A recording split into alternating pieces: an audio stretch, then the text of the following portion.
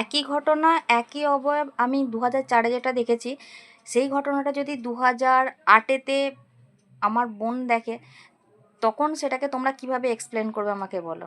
ঘটনাটা বিস্তারে যায়। আর আমি তোমাদেরকে আগেই বলেছি, আমার সেকেন্ড ভিডিওটাতে আছে, দেখবে যে 2004-এ আমার সাথে কি ঘটেছিল বিয়ের পরই। এবার 2004-এ বাড়িতে কার্তিক দেয়, কার্তিক পুজো উদযাপন আছে। আর সালটা 2008, আমি ভুল বললাম, আমি একটু মানে সংশোধন করে নিই, 2008 নয়, 2008-এ উদযাপন হওয়ার কথা ছিল, কিন্তু 1 বছর লেট হয়। মানে আমার 1 বছর পর আমার জায়ের বিয়ে হয়েছে, দুটো কার্তিককে একসাথে উদযাপন করবে, তা তখন 2009 সাল। তো আমার বোন দুই, মানে আমরা 4 বোন, আমার 2 বোন এসেছিলো, ছোট দুটো বোন এসেছিলো, এবং আমার পাড়ার এক বোনঝি হয়, সেও ছোট, আমার বোনেদেরই সমবয়সী, সে এসেছিলো, আমার বড় মা এসছে, আমার মা এসছে, উদযাপন হবে। ও আমার জায়ের বাপের বাড়ি থেকে এসেছে কিছু দিয়ে।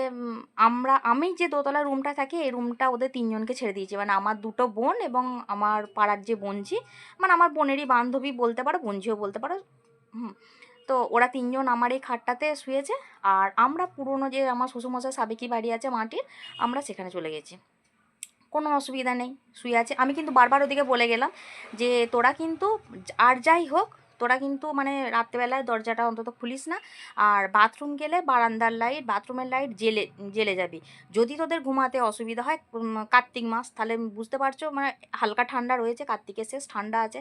আমি বললাম জানলা খোলার দরকার নেই, যদি ভয় লাগে টিউব আছে, নাহলে ছোটো লাইট আছে, জেলে অন্তত শুবি। বেশ ঠিক আছে।